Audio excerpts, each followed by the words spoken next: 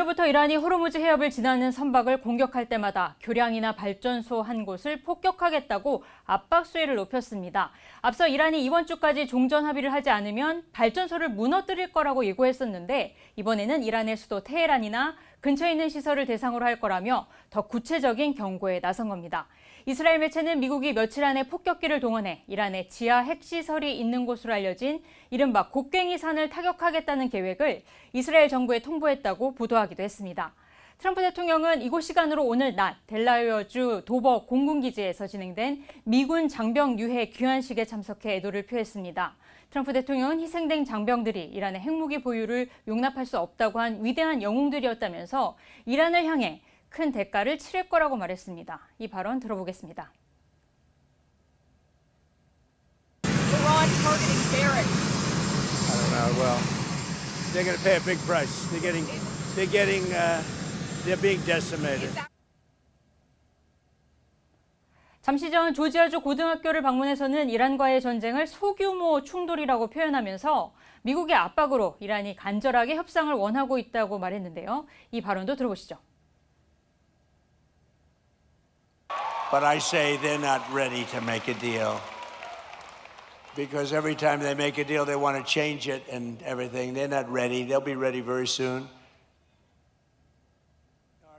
전쟁 장기화에 대한 국내 여론이 악화하는 가운데 트럼프 대통령은 또 출처를 밝히지 않은 채 이번 여론조사에서 미국인들이 전쟁에 반대하지 않는 것으로 드러났다는 주장을 하기도 했습니다. 아바스 아라가치 이란 외무장관은 우리의 방위 원칙은 눈에는 눈이라면서 이란 기반 시설을 공격한다면 단호한 대응을 할 거라고 밝혔습니다. 또 미국의 공격에 가담하는 자들 역시 모두 공격 대상으로 간주할 거라고 경고했습니다.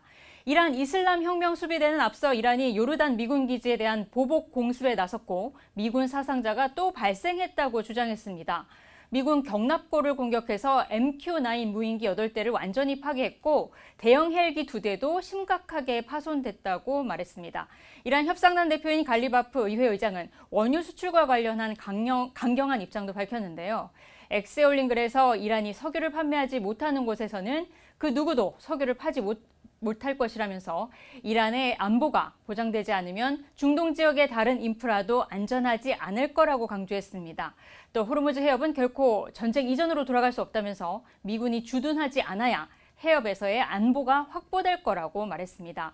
호르무즈 해협과 관련해 마코 루비오 미 국무장관은 한국 등 아시아 동맹국들이 중동에서 공급하는 석유에 크게 의존하고 있다면서 군사적 지원에 나서라고 우회적으로 압박했는데요. 이 발언 들어보겠습니다.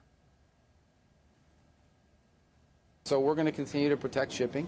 We think other countries should join us in that endeavor. We don't need them to, but they should because they're more impacted by it than we are.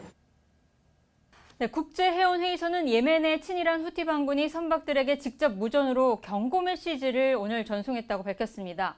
후티 반군은 사우디아라비아 모든 선박에 대해서 항행을 금지하고 있다며 이 결정을 따르지 않을 경우 표적이 될 거라고 경고를 했다는 겁니다. 지난 20일 후티 반군의 사우디에 대한 해상 봉쇄 발표 이후 지금까지 실제로 후티가 선박을 공격하지는 않았는데요. 후티 반군이 홍해 입구인 바브 엘 만데르 해협 봉쇄를 위협하면서 유조선들의 회항도 속출하고 있지만 일부 선박들은 다시 운항을 재개한 것으로 알려졌습니다.